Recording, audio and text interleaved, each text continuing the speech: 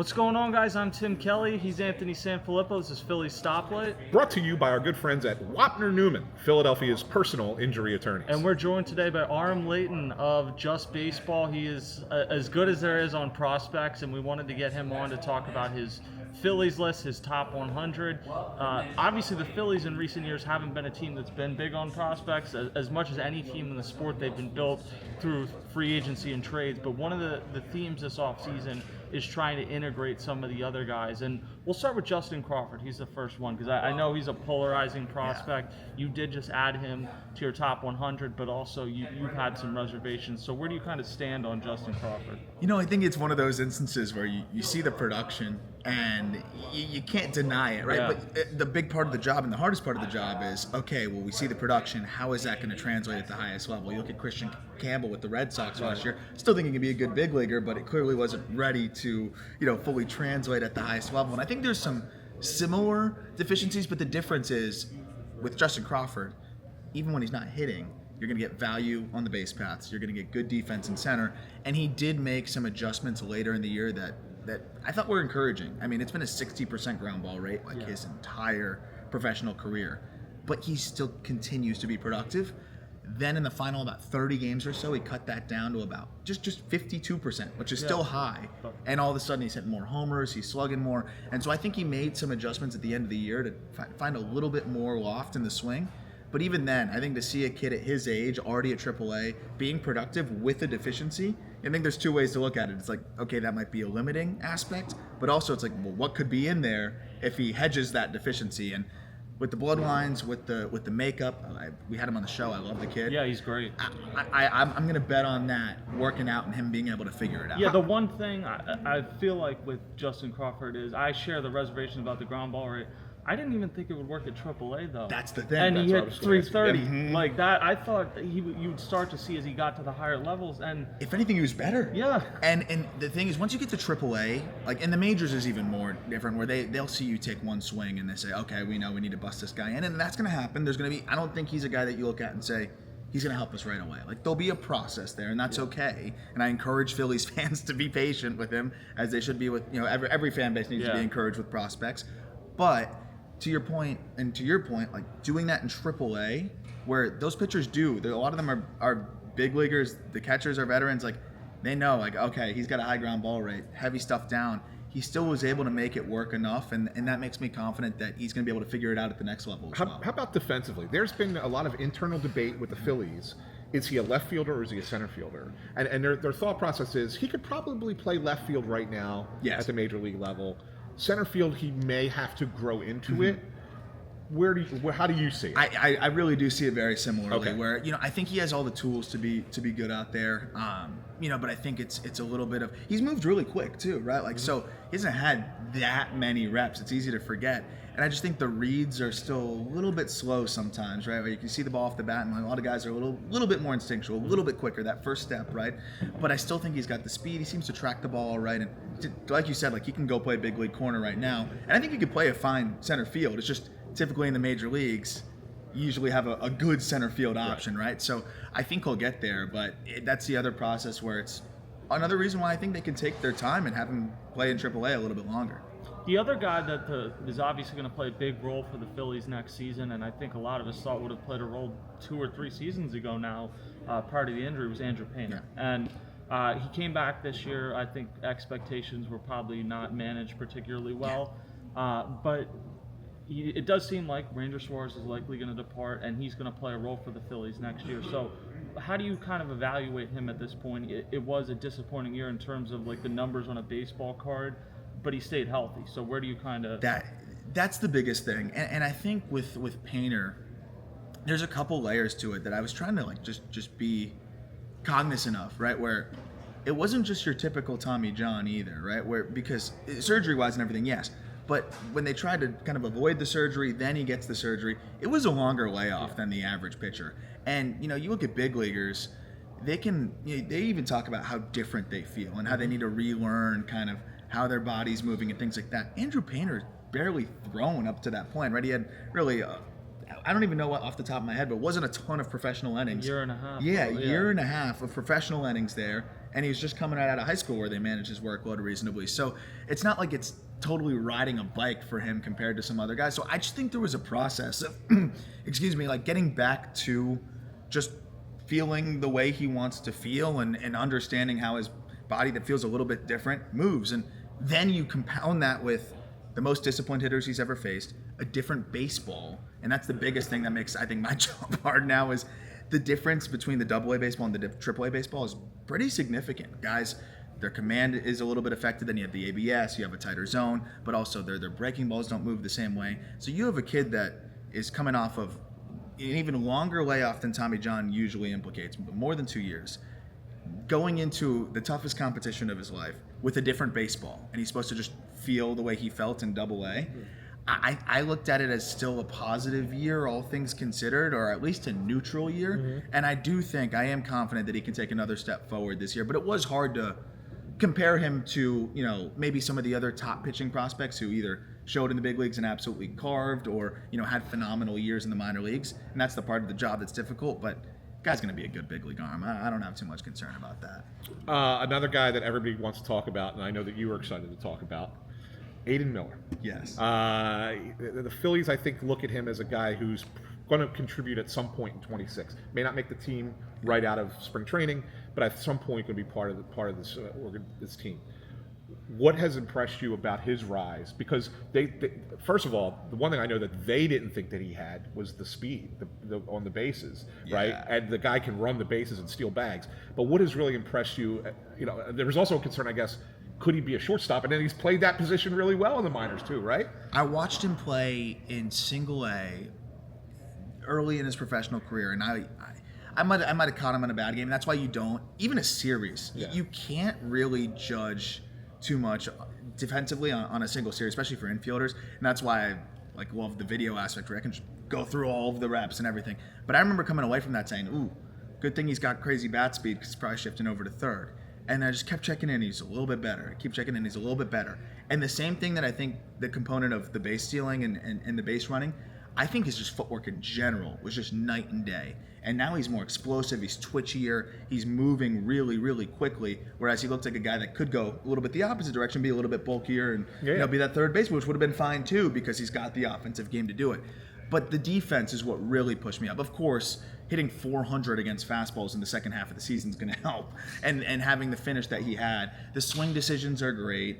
He does have some whiff against secondaries, and that's something to work around. But when you have great swing decisions, you hammer fastballs, and he destroys fastballs. And now you not only look like you can stick it short. I mean, I've talked to some scouts who put they think it's a 60 grade glove there now. Even if it's just above average, then you have the base stealing. The sum of his parts now is so valuable. And I think that's the part that's really exciting because I still don't think he's a finished product. And you still see how he's getting better and better and better. So I think the defense at shortstop was what really got me going because I'm like, okay, you now look like a really well-rounded shortstop. And crushing fastballs, you don't chase, you're going to have a pretty good chance of at least being, a solid big leaguer. My question to you guys now is, I keep looking at how does he fit in because I think he's going to force their hand at some point this year. Is it third base? Is it second base? I was going to ask you, I think probably in the short term it probably is third base or second base. Do you think he is capable of playing left field? Who?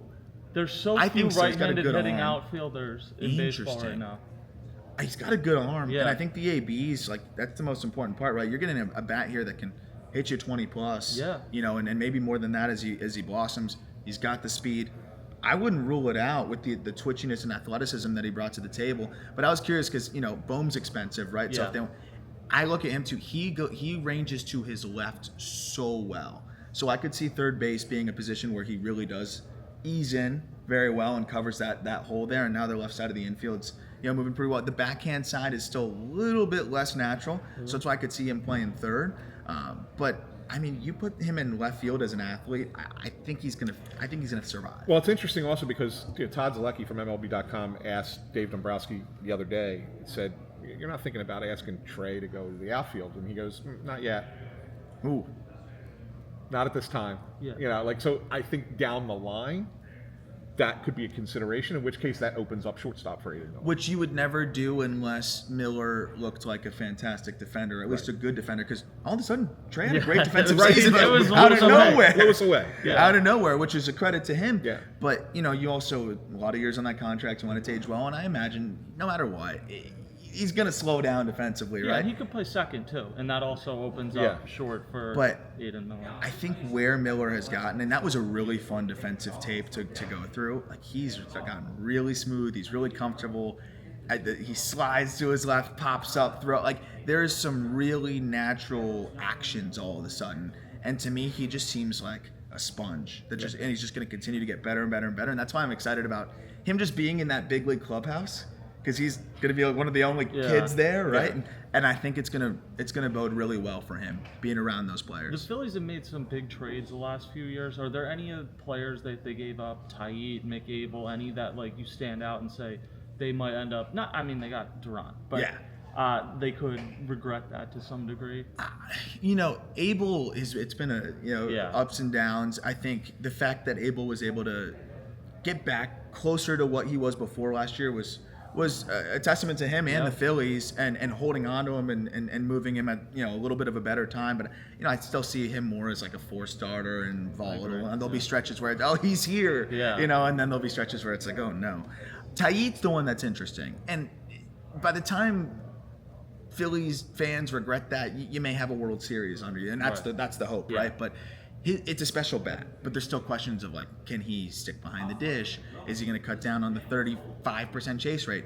But when I watched Taiit in the early going of his pro career, that was one where I was just like, crazy bat speed. Like this kid's got something special here. But if I'm in win now mode, I'm okay with trading the teenage catcher in A-ball who may not stick there in his years off. So.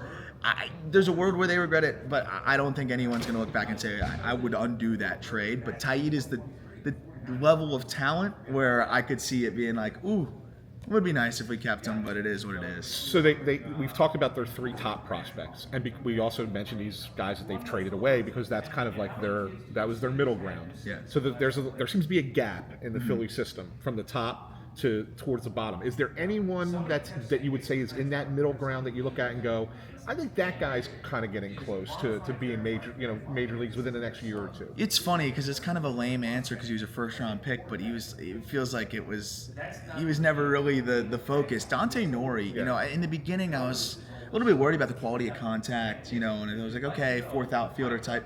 He really came on in the second half of the season, and I thought he looked like a guy that could be, an everyday outfielder. I still think there's a chance he just doesn't impact the ball enough, but the way that he finished the year and the way that he started to hit the ball harder, the approach was strong, the defense can be great, he can absolutely fly. That was a guy that all of a sudden I'm like, the floor looks so high. Again, he may never be an all-star or superstar, but the floor became so high from the way he finished the year that I feel like he's got to be regarded as just a quality prospect. And then I think, he didn't finish great after the promotion, but Arun Escobar, I thought he might get moved. Because I know a lot of teams liked him, and I think the Phillies obviously liked him too. It's a learning curve. He's a little bit of a late bloomer, and it was a big jump for him after he got promoted. I still think he has proven to have some really unique offensive skill sets, and I think that's something that makes him fascinating. I do think Escobar is a guy that could take another step forward next year and really solidify himself as one of those key guys. Do you see him more as a second baseman or third baseman? That's the big question. I see, like, I think either way it's going to be kind of iffy. Yeah. I lean towards second. Okay. But sometimes these guys they add a little bit of arm strength, and then all of a sudden you're like, oh, okay, it works. Yeah. And then the one guy I think is going to bounce back, again, not in that echelon, but Moises Trauce, like, I think he was throwing through injury and then finally got it taken care of. The arm's impressive. I loved him before the injury. I couldn't believe that the Orioles had traded him in such a small deal. I still think when he comes back, like, that is a guy that could be a different type of arm. I saw him pitch once. I saw him in the breakout game last year against the Pirates in the breakout game, and 2 innings, and he was unbelievably good. Yeah. I'm like, wow, here he comes. Look at this guy. And then he got hurt. He was hurt, and that's all it goes with pitching, unfortunately. But then another guy that can help is Rincones, man. Yeah. Like, I was saw him in the fall league a couple times, and I was a little bit skeptical, but he hits the crap out of the ball. Yeah. And like when you hit the ball that hard, like, you're gonna get a shot in the big leagues. And I think he could be a guy, not another left-handed bat, but Yeah. he could be a guy that could take bulk platoon. Like, he should never face a lefty. His numbers against lefties were terrible. But I was thinking 860 plus OPS and against righties, and that could be a guy that ends up taking the bulk of the platoon. And if somebody goes down, which unfortunately happens every year, like the fact that someone's ready to go potentially to get up there and produce, like. The Phillies seemingly have had those guys like the Weston Wilsons or whoever plug in, but like Rincones has a little bit more upside than those types. Well, the final thing, the guy that they seem to really be talking up this offseason, we got a pretty good glimpse of him last year, but still young, is Otto Kemp. Like, what do you see as his ceiling? Because the Phillies have called him a championship type player. They've talked about just how much it is they like him. Where do you kind of stand on that? It's funny. I wanted to pull up the data real quick because Kemp is he's another one of those instances where, like, I don't think anybody ever saw him as a player like that, right? He's probably more of an up and down guy, right? Yeah. But what's fascinating is hitting the crap out of the ball. And that's what the Phillies said. Position-wise, you're still a little unsure, but I thought the first time he came up, it kind of fizzled out. Nice story. He came back up in September and forced his way onto the postseason roster, basically. I mean, the angles, and when you're hitting the ball that hard and you're hitting the ball in the air consistently, and then you're playing in that ballpark, and then you're also capable of playing all these different positions. Yeah. Like, he's gonna whiff, but like Chris Taylor carved out a pretty nice career for himself, right? So like, if he can be a Chris Taylor light, that is a championship player, right? Especially on a team where you've got some older guys. Like, you may want to move guys around a little bit, and also. He's 25 years old last year. So, no, it's funny. That's definitely a guy that, I think probably people outside of the Phillies world probably don't pay attention to enough. But, you look at the underlying data and you say, makes sense why they like him so much. Yeah, they're talking about using him. Dombrowski said on Monday, he says, as of right now, I can look at a left field platoon of Brandon Marsh and Otto Kemp. And he said, you put those two together, and I looked at their numbers from last year, combined, they had an 827 OPS. Wow. Right? If you look at the two of them together, Marsh against righties and Kemp against lefties. Was that's going to play. And the defense will probably be pretty darn good with Marsh in the corner. Yeah. And then the interesting thing with Kemp is if you combine his minor league stints as well, he had like a 960 OPS against left-handed pitching. Yeah. So he clearly hits it well. Like, yeah. That could be a pretty productive platoon all of a sudden, especially when you don't want to overpay or for a right-handed bat for the sole sake of just having a right-handed bat. I have one final question for you, if you don't mind. Of course. So we talked about Andrew Painter.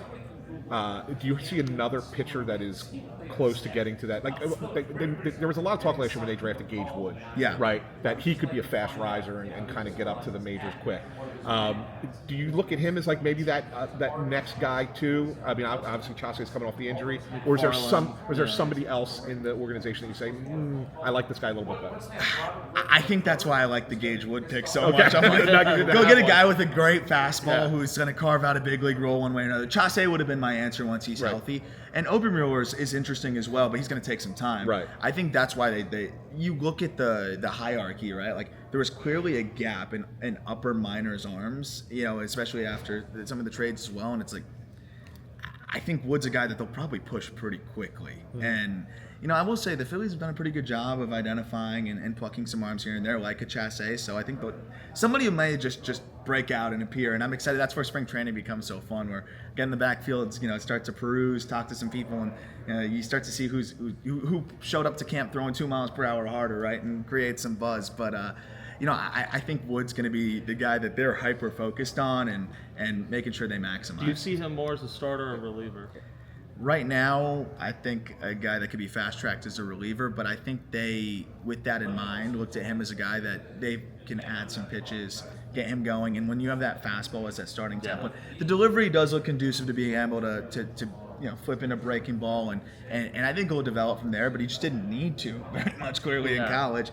I think they're going to do everything in their power to maintain him as a starter, and I think he'll be able to do so eventually. It's just right now, if I look at the pitch data from college, it screams reliever. But I know that they have a plan to diversify that arsenal. Well, and I will say when he came to Citizens Bank Park after getting drafted last year, he looks like a major leaguer. I remember when Justin Crawford came up or was drafted originally. It was like, okay, he needs to have. It's gonna take some time. And he was a high schooler. Gage Wood's a college player, but Gage Wood looks like someone you could imagine pitching out of a bullpen tomorrow. Yes. Like, body size, everything like that. So it will be interesting. It's always fun to talk prospects. Your Phillies list will be coming out shortly, I Yes, understand? in the next week or so. So I'm very excited about that, and yeah, happy to chat about it Yeah, when it comes for out with sure. you guys too, because I'll probably have some more sleeper arms for you once Awesome. once I get in the lab a little They bit more. want to hear about Yeah. it more than I want to too, but I know that they want to hear about it. For sure. Aram, thank you for joining us. We really appreciate it. Thank you Thanks, guys. man.